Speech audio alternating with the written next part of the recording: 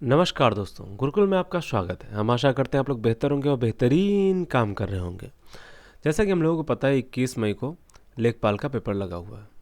21 मई को लेखपाल का पेपर लगा है और उसी के लिए हम लोग पढ़ रहे हैं यूपी ट्रिपल एससी आयोग के जितने भी प्रीवियस ईयर क्वेश्चंस हैं, PYQs हैं, उनका हम लोग कर रहे हैं डिटेल एनालिसिस। ठीक है, ताकि हमको पता चल सके क्वेश्चंस कैसे फ्रेम होते हैं और उनके मोस्ट इम्पॉर्टेंट टॉपिक्स क्या हैं। इस सीरीज़ में हम अभी तक 13 लेक्चर्स पढ़ चुके हैं। ठीक है, और जिसमें हमने पढ़ा है हिस्ट्री, और हिस्ट्री में हमने पढ़ा है ancient history, medieval history, then modern history, और उसके बाद हमने पढ़ा है पॉलिटी एंड गवर्नेंस। और अब हम लोग पढ़ने जा रहे हैं ज्योग्राफी अर्थात भूगोल। तो यह इस बुक का भाग 3 है और भूगोल का पार्ट ए है विश्व का भूगोल, वर्ल्ड ज्योग्राफी, और जिसका पहला चैप्टर है ब्रह्मांड, यूनिवर्स। इसका पहला क्वेश्चन है 2017 में वैज्ञानिकों ने ब्रह्मांड में सबसे प्राचीन सर्पिल आकाशगंगा स्पाइरल गैलेक्सी की खोज की है, जो बिग बैंग के ठीक 2.6 अरब साल बाद मौजूद थी। इस आकाशगंगा को किस नाम से जाना जाता है? जिनके ऑप्शंस हैं ए 1689 B11, ऑप्शन बी है A1689 C11, और ऑप्शन सी है A1689 D11, और ऑप्शन डी है A1689 E11। इसका सही आंसर क्या हो जाएगा? ऑप्शन ए A1689 B11 इसका ये सही आंसर हो जाएगा। अच्छा, इसको मैंने याद करने के लिए ऐसे कनेक्ट कर लिया था कि ए और बी के बीच में जो भी संख्या है उसके बाद लास्ट में डबल 1 है, मतलब 11 है। तो इससे क्या होता है, थोड़ा सा ईजी हो जाता है चीज़ें ढूंढने में, फिर कनेक्ट करने में। वर्ष 2017 में ऑस्ट्रेलियाई वैज्ञानिकों ने ब्रह्मांड में सबसे पुरानी सर्पिल आकाशगंगा की खोज की थी, जो बिग बैंग के ठीक 2.6 अरब साल बाद मौजूद थी। इस आकाशगंगा को A1689 B11 नाम से जाना जाता है। वैज्ञानिकों के अनुसार यह आकाशगंगा 11 वर्ष पहले अस्तित्व में आई थी और इसकी खोज से आरंभिक ब्रह्मांड के बारे में गहन जानकारी मिल सकेगी। अगला क्वेश्चन है, प्रकाश वर्ष किसके मापन की इकाई है? जिसके ऑप्शंस हैं ए 1 वर्ष में मापी गई रॉकेट की गति की, बी 1 वर्ष में निर्वात में ध्वनि द्वारा चली गई दूरी की, ऑप्शन सी है 1 वर्ष में निर्वात में प्रकाश द्वारा चली गई दूरी की, और ऑप्शन डी है हवाई जहाज की गति की। इसका सही आंसर हो जाएगा ऑप्शन सी 1 वर्ष में निर्वात में प्रकाश द्वारा चली गई दूरी की। अच्छा, कई बार हो सकता है कि कुछ लोगों को ये प्रकाश वर्ष शब्द देखने के बाद इसमें कन्फ्यूज़न भी हो जाएगी कि यह नाम इसका प्रकाश वर्ष है और यह दूरी का मात्रक कैसे हो सकता है, क्योंकि यहाँ पे लाइट आ रहा है, यहाँ पे वर्ष आ रहा है, ईयर हमको समय का मापक मानते हैं जिसमें हम लोग दिन महीने मापते हैं। तो हमको ऑप्शंस पे कंफ्यूज नहीं होना है, मतलब सिंपल सी बात है, हमको नाम पे नहीं जाना जब तक हम उसके काम को नहीं जानते हैं। ठीक है, प्रकाश वर्ष खगोलीय दूरी को मापने की इकाई है। प्रकाश के दौरान निर्वात में 1 वर्ष में चली गई दूरी 1 प्रकाश वर्ष के बराबर होती है, और 1 प्रकाश वर्ष बराबर क्या होता है? 9.46 × 10⁻15 मीटर। अगला क्वेश्चन है, टूटकर गिरते हुए पिंडों के सिद्धांत की खोज किसने की थी? जिसके ऑप्शंस हैं A Archimedes, B Galileo, C Darwin, D है अल्बर्ट आइंस्टीन। इसका सही आंसर क्या हो जाएगा? Option B Galileo. टूटकर गिरते पिंडों के सिद्धांत की खोज गैलीलियो ने की। इन्होंने बताया कि टूटकर गिरते पिंड की दूरी समय के वर्ग के रूप में बढ़ती है। अब इसका चैप्टर सेकंड चैप्टर है सोलर सिस्टम अर्थात सौरमंडल, जिसमें हम लोग पहले पढ़ेंगे सूर्य के बारे में। तो सूर्य हमारे सौरमंडल के केंद्र में है और सभी ग्रह उसके चारों ओर चक्कर लगाते हैं। इसका अगला क्वेश्चन है, ग्रहण के समय सूर्य का निम्न में से कौन सा भाग दिखाई देता है? जिनके ऑप्शंस है ए फोटोस्फीयर, बी कोरोना, सी क्रोमोस्फीयर, और डी कोर। इसका सही आंसर क्या हो जाएगा? Option B corona.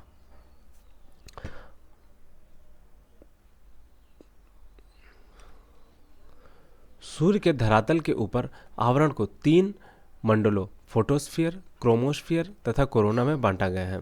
ग्रहण के समय सूर्य का कोरोना भाग दिखाई देता है। यह सूर्य के वायुमंडल का सबसे बाहरी आवरण है जो क्रोमोस्फीयर के ऊपर पाया जाता है। यह आवरण कमजोर गैसों का बना है और यहीं पे क्या सोलर फ्लेयर्स भी पाए जाते हैं जो सूर्य के प्रकाश मंडल के उज्जवल प्रकाश से अभिभूत होता है। जब ग्रहण के दौरान चंद्रमा सूर्य के चेहरे को अवरुद्ध करता है तो सूर्य के चारों ओर सफ़ेद मोती प्रभामंडल के रूप में कोरोना दिखाई देता है। अगला क्वेश्चन है, निम्नलिखित विकल्पों में से कौन सा सही ढंग से ग्रहों के आकार के अवरोही क्रम को दर्शाता है। इनके ऑप्शंस हैं ए मंगल, ए मंगल पृथ्वी शनि बुध। ऑप्शन बी है बृहस्पति यूरेनस शनि शुक्र। ऑप्शन सी है यूरेनस पृथ्वी मंगल बुध। ऑप्शन डी है शनि बृहस्पति पृथ्वी शुक्र।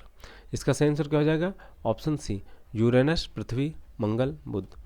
आकार के अनुसार ग्रहों का क्रम घटते क्रम में है, मतलब सबसे पहले सबसे बड़ा है, उसके बाद सबसे छोटा है, मतलब सबसे अंत में सबसे छोटा है। सबसे बड़ा कौन सा ग्रह है? बृहस्पति, फिर है शनि, फिर अरुण, फिर वरुण, फिर है पृथ्वी, फिर है शुक्र, फिर है मंगल, फिर बुध आता है। अर्थात सबसे बड़ा ग्रह कौन सा है? बृहस्पति, और सबसे छोटा ग्रह कौन सा है? बुध। देखो, आप लोग वीडियोस पूरी देखो तो आपको चीज़ें समझ में आएंगी कि कॉन्सेप्ट कैसे तैयार होते हैं, क्वेश्चन कैसे फ्रेम हो रहे हैं और किस टॉपिक से क्वेश्चन ज़्यादा पूछ रहे हैं। हाँ, कुछ लोग पूछ रहे थे सर आप कौन सी बुक से पढ़ा रहे हैं, तो मैं बताना चाहूँगा कि मैं यूथ कंपटीशन की प्रीवियस सॉल्व पेपर्स हैं उनसे पढ़ा रहा हूँ, और आप लोग चाहें तो डिस्क्रिप्शन में लिंक दिया हुआ है या फिर कमेंट में भी पिन कर देंगे, वहाँ से भी आप लोग जाके बुक बाय कर सकते हैं। मेरा मानना है कि आप लोग पीडीएफ से ज़्यादा बुक को प्रेफर कीजिए, क्योंकि पीडीएफ में मोबाइल और टैब लैपटॉप में बहुत सारी पड़ी होती है, लेकिन क्या हम लोग उनको पढ़ पाते हैं? बहुत कम पढ़ पाते हैं, और एक तो पूरी कंप्लीट होने में एकदम कह सकते हैं कि हालत ख़राब हो जाती है। तो इसीलिए मैं चाहूँगा कि आप लोग बुक को प्रेफर कीजिए। अगला क्वेश्चन है, सूर्य के प्रकाश को पृथ्वी तक पहुंचने में कितना समय लगता है? जिनके ऑप्शंस हैं ए 2 मिनट 8 सेकंड, बी है 6 मिनट 10 सेकंड, सी है 8 मिनट 20 सेकंड और डी है 9 मिनट 16 सेकंड। देखो, ये क्वेश्चन 2 बार आ चुका है, राजस्व निरीक्षक में भी आया और आबकारी सिपाही में भी आया है। इसका सही आंसर क्या हो जाएगा? Option C 8 minute 20 second. सूर्य के प्रकाश को पृथ्वी तक पहुँचने में लगभग 8 मिनट 20 सेकंड, ठीक है, 496.6 सेकंड, जो कि लगभग कितने होते हैं? 500 सेकंड लगते हैं।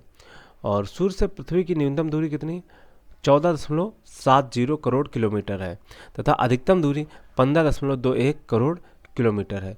सूर्य से पृथ्वी की माध्य दूरी 14.98 करोड़ किलोमीटर है।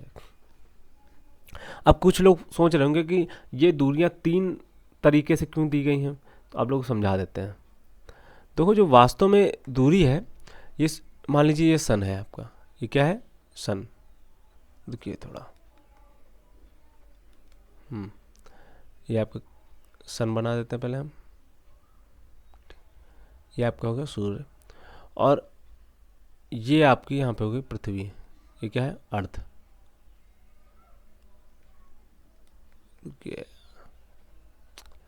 अरे यहाँ बनाते हैं अर्थ, ये हो गई पृथ्वी।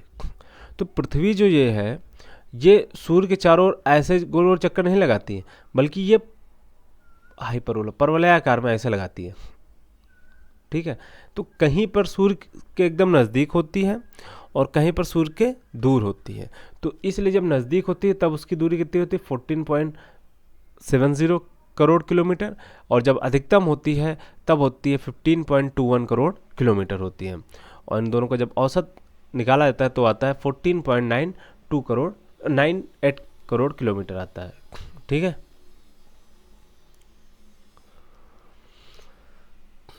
अगला क्वेश्चन है, सौरमंडल की उत्पत्ति से संबंधित इनमें से कौन सा सिद्धांत सही ढंग से मेल खाता है?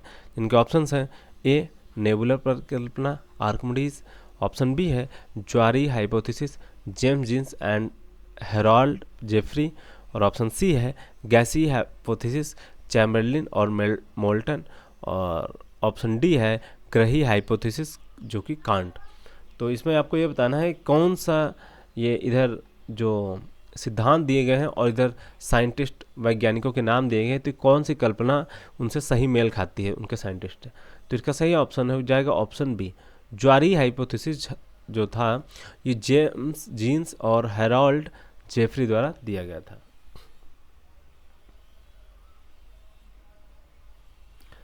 सौरमंडल की उत्पत्ति सिद्धांत, नेबुलर परिकल्पना पियरे साइमन डी लाप्लास ने दी थी, और ज्वारीय हाइपोथेसिस जो थी जेम्स जीन्स और हैरोल्ड जेफरी ने दी थी, और गैसीय हाइपोथेसिस जो थी वो इमैनुअल स्वेडेनबर्ग व इमैनुअल कांट ने दी थी, और जो ग्रहीय हाइपोथेसिस है वो थॉमस सी चैम्बरलिन और फॉरेस्ट आर मोल्टन ने दी थी।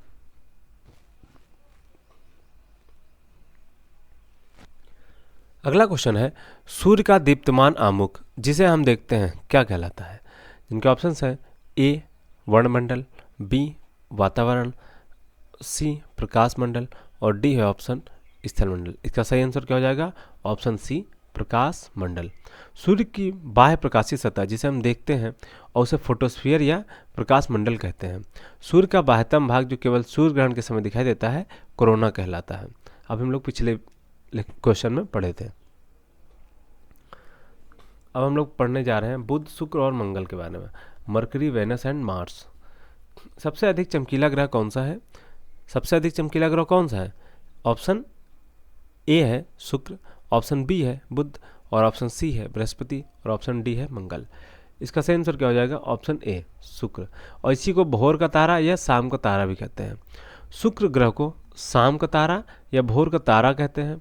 सूर्य और चंद्रमा के बाद सर्वाधिक चमकीला दिखने वाला यह तीसरा खगोलीय पिंड है जो सूर्योदय से पहले और सूर्योदय के बाद क्षितिज पर दिखाई देता है। अब क्षितिज क्या होता है? क्षितिज वह स्थान मतलब वो स्थान कह सकते हैं या फिर जहाँ पे ऐसा प्रतीत होता है कि पृथ्वी और आकाश मिलते हुए प्रतीत होते हैं, उसको हम क्या कहते हैं? क्षितिज कहते हैं। सूर्य ग्रह सौरमंडल में सर्वाधिक ताप वाला ग्रह भी है। ठीक है, शुक्र ग्रह सौरमंडल में सर्वाधिक ताप वाला ग्रह भी है। शुक्र ग्रह को पृथ्वी की बहन भी कहा जाता है और यह सूर्य के निकटवर्ती दूसरा ग्रह है तथा सूर्य की परिक्रमा 225 दिनों में पूरा करता है। यह ग्रहों की सामान्य दिशा के विपरीत सूर्य की पूर्व से पश्चिम दिशा में परिक्रमण करता है। अच्छा, आप लोगों को एक खास बात होते हैं, जैसे हम लोगों को लगता है कि सूरज पूरब में उगता है तो हमको लगता है कि सूरज पूरब में उगता है और पश्चिम में आता है। एक्चुअली में होता क्या है कि हमारी जो पृथ्वी है वो पश्चिम से पूर्व की ओर घूमती है, तो हमको ऐसा प्रतीत होता है कि सूरज पूर्व से पश्चिम की ओर जा रहा है। ठीक है, पृथ्वी हमारी इधर से इधर जाती है तो हमको पता चलता है कि ये सूरज इधर से इधर जा रहा है, ऐसा इसलिए प्रतीत होता है। मैंने इसलिए बताया क्योंकि अगर नेक्स्ट टाइम एग्जाम में पूछे कि पृथ्वी परिक्रमा किस दिशा में करती है तो पृथ्वी परिक्रमा किस दिशा में करती है? पश्चिम से पूर्व की दिशा में। ठीक है, पश्चिम से पूर्व की दिशा में। अगला क्वेश्चन है, निम्नलिखित में से कौन सा ग्रह पृथ्वी की अपेक्षा आकार में छोटा है? जिनके ऑप्शंस हैं ए नेपच्यून, बी शुक्र, सी शनि और डी है यूरेनस। इसका सही आंसर क्या हो जाएगा? ऑप्शन बी शुक्र। बुध, शुक्र, मंगल पृथ्वी से छोटे ग्रह हैं तथा पृथ्वी से बड़े ग्रह हैं बृहस्पति, शनि, अरुण तथा वरुण। अगला क्वेश्चन है, सौरमंडल में सबसे छोटा ग्रह कौन सा है? इनके ऑप्शंस हैं ए शनि, बी बुध, सी मंगल और डी है शुक्र। इसका सही आंसर क्या हो जाएगा? ऑप्शन बी बुध सबसे छोटा ग्रह है या सौरमंडल का। सौरमंडल के 8 ग्रहों में सबसे छोटा और सूर्य का सबसे निकटतम ग्रह कौन सा है? बुध है। इसका कोई उपग्रह नहीं है तथा यह सूर्य की परिक्रमा सबसे कम समय अर्थात 88 दिन में पूरा करता है। इसका विशिष्ट गुण क्या है? इसमें चुंबकत्व का होना। वायुमंडल के अभाव के कारण इसका दैनिक तापांतर सबसे अधिक होता है।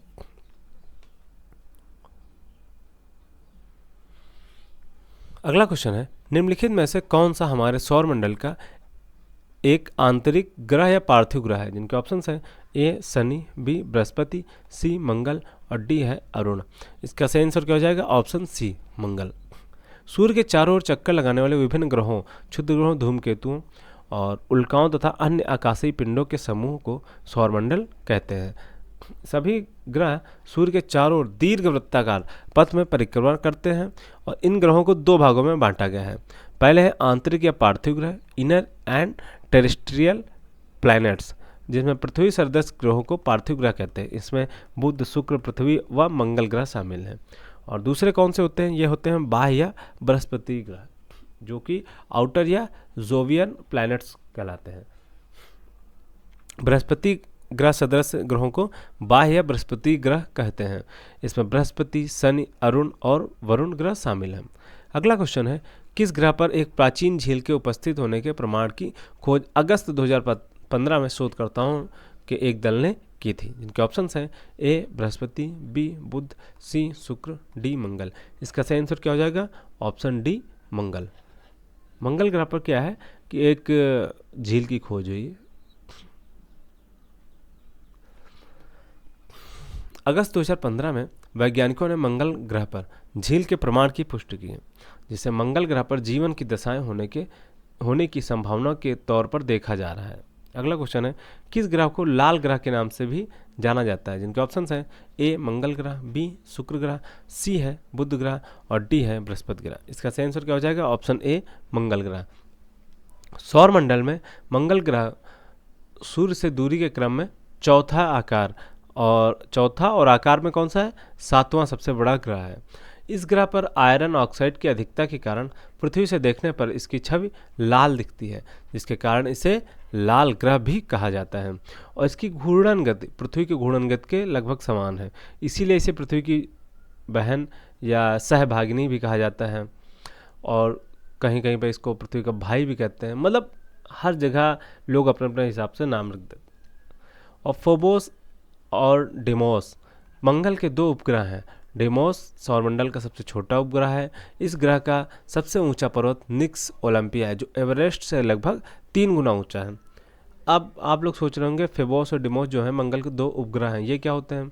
ये प्राकृतिक उपग्रह हैं। जैसे हमारे यहाँ चंद्रमा है, वो भी एक पृथ्वी का उपग्रह है। ये लेकिन क्या है? प्राकृतिक उपग्रह है।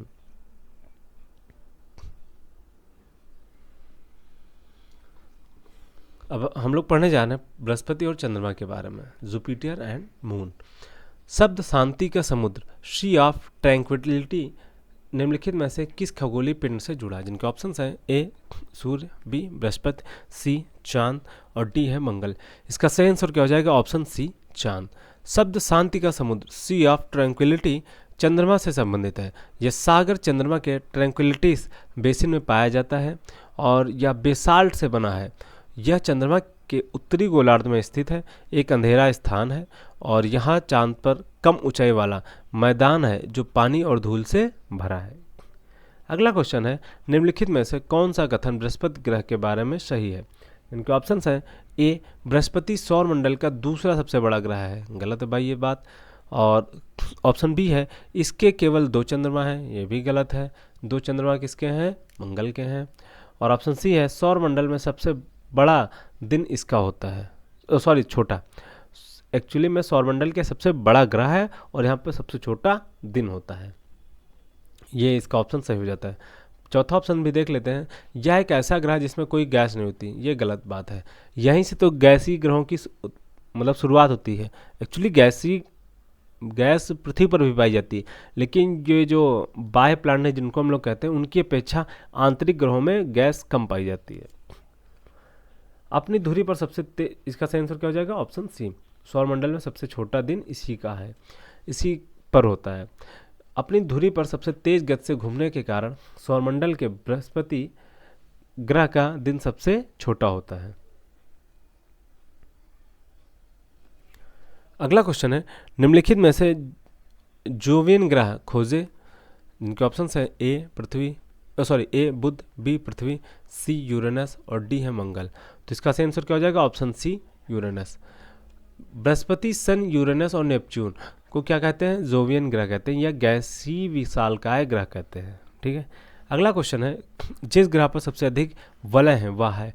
इनके ऑप्शंस हैं ए बृहस्पति, बी यूरेनस, सी नेपच्यून और डी है शनि।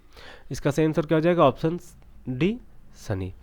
इसको एक ट्रिक से भी याद कर सकते हैं, मतलब कुछ उल्टा सीधा मत समझें, बस ऐसे याद करने के लिए है कि ऐसा कहते हैं ना कि आपका शनि भारी, तो इसका शनि भारी, तो उसको लोग अंगूठियाँ पहनाते हैं पंडित, या फिर लोग ये बताते हैं ये कर लो वो कर लो, तो मतलब उसको छल्ले पहना रहे हैं लोग बस। तो मतलब सबसे अधिक वलय छल्ले और शनि से आप कनेक्ट कर सकते हैं अगर, तो बेहतर होगा आपको याद करने में। शनि ग्रह पर सबसे अधिक वलयों की संख्या है। शनि सूर्य से छठा ग्रह है और हमारे सौरमंडल का दूसरा सबसे बड़ा ग्रह है। पहला कौन सा? पहला है बृहस्पति। इसके वायुमंडल में हाइड्रोजन, हीलियम, मीथेन तथा अमोनियम गैसें पाई जाती हैं। इसी कारण इसको क्या कहते हैं? गैसों का गोला भी कहते हैं। अगला क्वेश्चन है, निम्नलिखित में से कौन सा आंतरिक सौरमंडल में स्थित एकमात्र बहुनाग्रह है? जिनके ऑप्शंस हैं ए मेकमेक, बी सेरेस, सी है प्लूटो और डी है होमिया। इसका सही आंसर क्या हो जाएगा? Option C Pluto. अच्छा, ये बहुनाग्रह क्या होता है? बहुनाग्रह संज्ञा इसको इसलिए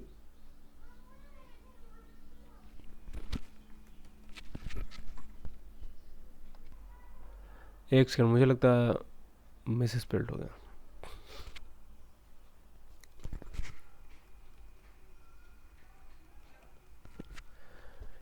यहाँ पे आंतरिक सौरमंडल में स्थित एकमात्र बहुनाग्रह पूछा गया है। क्वेश्चन है, निम्नलिखित में से कौन सा आंतरिक सौरमंडल में स्थित एकमात्र बहुनाग्रह है?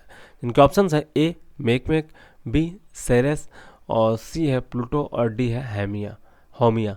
इसका सही आंसर क्या हो जाएगा? Option B Ceres. सेरेस आंतरिक सौरमंडल में स्थित एकमात्र बहुनाग्रह है। एकमात्र बहुनाग्रह आंतरिक सौरमंडल में कौन है? सेरेस है। इसका व्यास लगभग 950 किलोमीटर है, जो पृथ्वी के चंद्रमा के 1/4 से भी अधिक है। और वैज्ञानिकों ने 2006 में इसे बौने ग्रह के रूप में वर्गीकृत किया गया। अगला क्वेश्चन है, सौर परिवार का सबसे बड़ा ग्रह कौन सा है? इसकी हम बात कई बार कर चुके हैं, तो सीधे आंसर ही लगाते हैं। ऑप्शन सी है, जो कि बृहस्पति। सौर परिवार का सबसे बड़ा ग्रह बृहस्पति है। इसे अपनी धुरी पर चक्कर लगाने में लगभग 9 घंटे 55 मिनट का समय लगता है और सूर्य की परिक्रमा करने में 11.9 वर्ष लगते हैं। इसके उपग्रहों की संख्या कितनी है? 95, और जिसमें गैनीमेड सबसे बड़ा उपग्रह है। इनके ऑप्शंस हैं, मतलब इधर ग्रह दिए गए हैं और इधर उपग्रहों की संख्या दी गई। कई बार एग्जाम में पूछ लेता है। जैसे हम पृथ्वी को देखते हैं, तो पृथ्वी के पास एकमात्र उपग्रह है जिसको हम लोग चंद्रमा के नाम से जानते हैं। कुछ लोग चंदा मामा भी कहते हैं। और मंगल ग्रह, उसके पास 2 चंद्रमा हैं, मतलब 2 उपग्रह हैं। बृहस्पति के पास 95 है और शनि के पास हैं 274 और अरुण के पास हैं 27 और वरुण के पास हैं 13। आयो, यूरोपा, कैलिस्टो, अलमथिया आदि इसके अन्य उपग्रह हैं तथा बुध तथा शुक्र के पास कोई उपग्रह नहीं है। अच्छा, ये उपग्रह होते क्या हैं? वास्तव में उपग्रह वो होते हैं, जैसे हमारे लोग ये ग्रह है, हम लोग सूर्य के चक्कर लगा रहे हैं, तो ये क्या हो गया? ये ग्रह हो गया। अब जो ग्रह के चक्कर लगाता है उसको क्या कह देते हैं? उपग्रह। और जैसे इसमें हम लोगों ने पढ़ा कि बुध तथा शुक्र के पास कोई उपग्रह नहीं। क्यों? इसको माना जाता है कि जैसे ये मान लीजिए सन है और यहाँ पे ये बुध है और ये शुक्र है और फिर इसके बाद अपनी ये पृथ्वी आती है। तो बुध और शुक्र सूर्य से इतने नज़दीक हैं कि ये जहाँ यहाँ पे सोलर फ्लेयर्स कहते हैं जिसको, मतलब सौर की जो लपटें होती हैं वो यहाँ तक आ जाती हैं। तो इससे क्या होता है? एक तो सबसे ज़्यादा ताप होता है यहाँ पे, और उसके बाद इसके आसपास जो भी चीज़ें होती हैं, गैस वगैरह, सब जल जाती हैं। तो इसीलिए माना जाता है कि यहाँ पे उपग्रह नहीं है और इन ग्रहों पर गैसें भी नहीं पाई जाती हैं। ठीक है,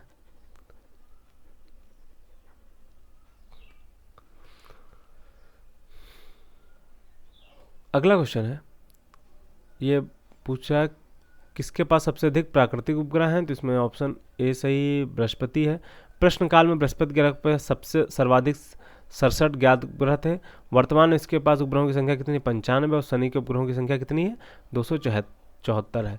तो अगर अब पूछे जाए तो ऑप्शन कौन सा सही होगा? ऑप्शन सी सही होगा। फिर अगला क्वेश्चन है, चंद्रमा का आकार पृथ्वी के आकार का लगभग कितना है? इनके ऑप्शंस है 1/3 हुआ, बी 1/4, सी है 1/5 और डी है 1/6। तो इसका सही आंसर क्या हो जाएगा? Option B 1/4। मतलब जो चंद्रमा का आकार है पृथ्वी का 1/4 है। पृथ्वी का भूमध्य रेखीय व्यास 12,756 किलोमीटर है। चंद्रमा का व्यास 3,474 किलोमीटर है, जो पृथ्वी के व्यास का लगभग 27% है। अतः चंद्रमा का आकार पृथ्वी के आकार का लगभग 1/4 है। अगला क्वेश्चन है, चंद्रमा की सतह पर कौन सा तत्व पाया जाता है? इनके ऑप्शंस हैं ए टिन, बी टंगस्टन, सी है टेंटलम और ऑप्शन डी है टाइटेनियम।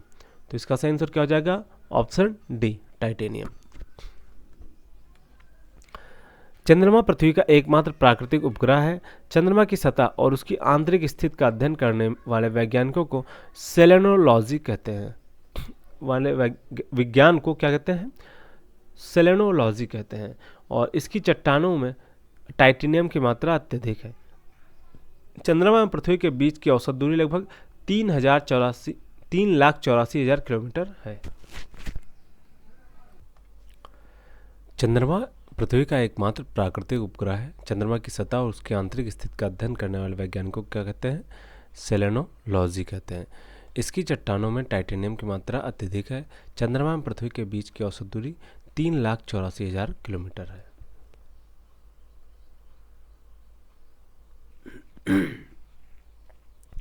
हम लोग पढ़ने जा रहे हैं पृथ्वी अर्थ के बारे में। भूमिगत चट्टान परतों के लिए प्रयुक्त शब्द क्या है जो भूजल का भंडारण और संचरण करती हैं? जिनके ऑप्शंस हैं ए बेसिन, बी जलभृत, सी जलग्रहण क्षेत्र, डी है आर्टेसियन कुआं और ई है उपयुक्त में से कोई नहीं। ये सवाल देखो 2 बार आ चुका एग्जाम में, एक बार पेट में आया और फिर से ही पेट में आया था। इसका सही आंसर क्या हो जाएगा? ऑप्शन बी एक्वेफियर अर्थात जलभृत। ऐसी भूमिगत चट्टानें या परतें जो भूजल का भंडारण और संचरण करती हैं जलभृत एक्वीफियर कहा जाता है। अगला क्वेश्चन है, हानिकारक यूवी पराबैंगनी किरणों से हमारी रक्षा करने के लिए वायुमंडल की निम्नलिखित परतों में से किसमें ओजोन परत मौजूद है? जिनके ऑप्शंस हैं ए समताप मंडल, बी ताप मंडल, सी है क्षोभ मंडल और डी है मध्य मंडल। इसका सही आंसर हो जाएगा ऑप्शन ए समताप मंडल।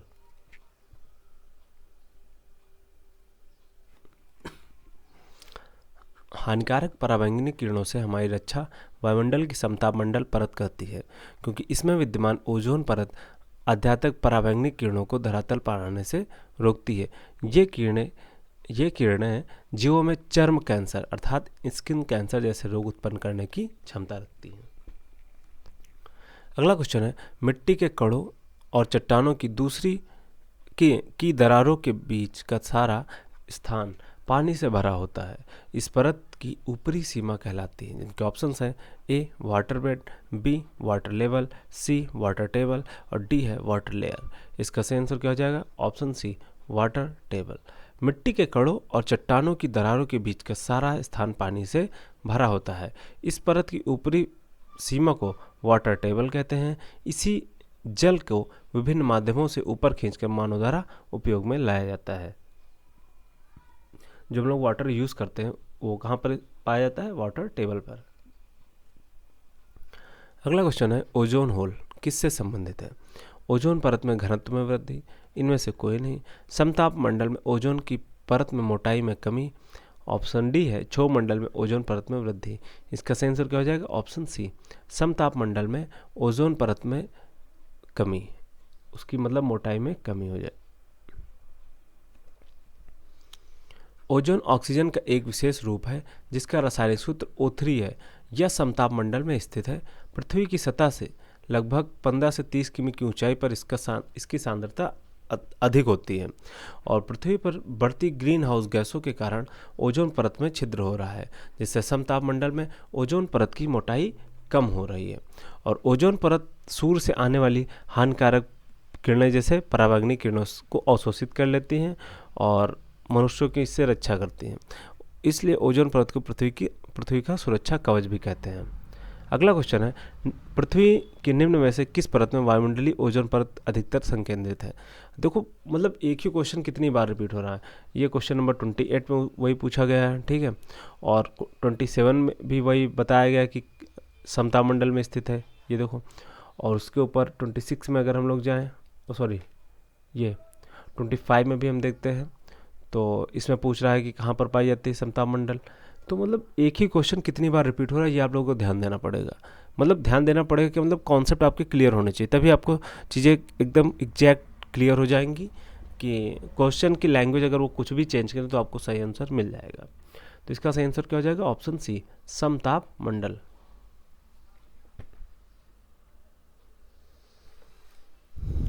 पृथ्वी के वायुमंडल में स्थित समताप मंडल में वायुमंडलीय ओजोन परत अधिकतर केंद्रित है और समताप मंडल 16 से 50 किमी की ऊंचाई तक है। इसकी मोटाई ध्रुवों पर अधिक होती है। वायुयान उड़ने की आदर्श दशा समताप मंडल में पाई जाती है। ओजोन परत सूर्य से आने वाली पराबैंगनी किरणों को अवशोषित कर लेती है, जो पृथ्वी पर मनुष्यों में कैंसर उत्पन्न दे सकते हैं। कौन? पराबैंगनी किरणें, और इसलिए इसे पृथ्वी का सुरक्षा कवच भी कहते हैं। अगला क्वेश्चन है, एक टेक्टोनिक प्लेट क्या है जो एशियाई और प्रशांत प्लेट के बीच स्थित है? इनके ऑप्शंस हैं A Cocos plate, B Nazca plate, C अरबी प्लेट और डी है फिलिपीन प्लेट। इसका सही आंसर हो जाएगा option D Philippine plate. Plate विवर्तन के सिद्धांत के अनुसार फिलिपीन प्लेट एशियाई प्लेट और प्रशांत प्लेट के बीच स्थित एक टेक्टोनिक प्लेट है। टेक्टोनिक प्लेट जिसे लिथोस्फेरिक प्लेट भी कहा जाता है, ठोस चट्टान का एक विशाल अनियमित आकार का एक स्लैब है जो सामान्यतः एक बड़े व विस्तृत प्लेट का टूटा हुआ भाग होता है। यह सामान्यतः महाद्वीप और महासागरीय स्थल मंडल दोनों से मिलकर बना होता है। अगला क्वेश्चन है, पृथ्वी पर सर्वाधिक शीत तापमान पूर्व अंटार्कटिका में कितना रिकॉर्ड किया गया है? इनके ऑप्शंस हैं 53.2 डिग्री सेल्सियस, ऑप्शन ए हो जाता है, और ऑप्शन बी है 83.2 डिग्री सेल्सियस, और ऑप्शन सी है 93.2 डिग्री सेल्सियस, और ऑप्शन डी है 95.2 डिग्री सेल्सियस। इसका सही आंसर क्या हो जाएगा? Option C 93.2 degree Celsius. पृथ्वी पर पूर्वी अंटार्कटिका में सर्वाधिक शीत तापमान -93.2 डिग्री सेल्सियस रिकॉर्ड किया गया है। अगला क्वेश्चन है, पृथ्वी की संरचना में रासायनिक लौह तत्व आयरन की कितनी मात्रा होती है? जिनके ऑप्शंस हैं ए लगभग 20 से 22%, ऑप्शन बी है लगभग 25 से 27%, और ऑप्शन सी है लगभग 40 से 42%, और ऑप्शन डी है लगभग 32 से 35%। देखो ये क्वेश्चन कब आया था? 2016 में ग्राम विकास अधिकारी में आया था। तो एक चीज़ है, इन क्वेश्चन जो भी वीडियो में अर्थात विलेज डेवलपमेंट ऑफिसर्स में है और जो भी लेखपाल में है, वो पेपर में बहुत ही इंपॉर्टेंट हो जाते हैं। क्यों? क्योंकि हमारा जो नेक्स्ट एग्जाम है वो भी इन्हीं से रिलेटेड है। तो ये जितने भी क्वेश्चंस आए हैं ये बहुत ही इंपॉर्टेंट है और इनको बहुत ही ध्यान से देखना है। तो इसका सही आंसर क्या हो जाता है? ऑप्शन डी लगभग 32 से 35% होता है। और पृथ्वी की संरचना में आयरन 32.1% और ऑक्सीजन 30.17% और सिलिकॉन जो है वो 15.1%, मैग्नीशियम जो है वो 13.9% और सल्फर जो है 2.9% और निकिल जो है वो है 1.8%। कैल्शियम, एल्युमिनियम तथा शेष अन्य तत्व भी पाए जाते हैं। अगला क्वेश्चन है, पृथ्वी के उत्तरी गोलार्ध में रहने वाली कुल मानव आबादी का अनुमानित प्रतिशत क्या है?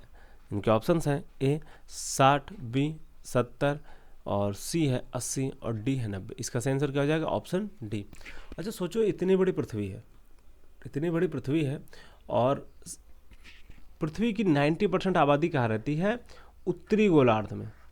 मान लो ये पृथ्वी है, अगर पृथ्वी बना देते हैं, ये पृथ्वी है और ये है भूमध्य रेखा, ठीक है। तो 90% आबादी कहाँ रहती है? इधर रहती है, ये उत्तरी गोलार्ध में रहती है, और दक्षिणी गोलार्ध में बाकी है 10% बचेगी, ठीक।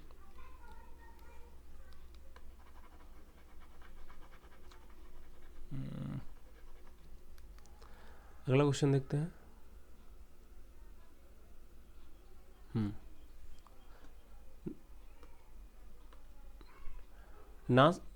नासा के अनुसार सूर्य के बाद पृथ्वी का निकटतम तारा कौन सा है? इनके ऑप्शंस हैं ए अल्फा सेंटोरी, ऑप्शन बी है बर्नार्ड स्टार और ऑप्शन सी है प्रॉक्सिमा सेंचुरी, ऑप्शन डी है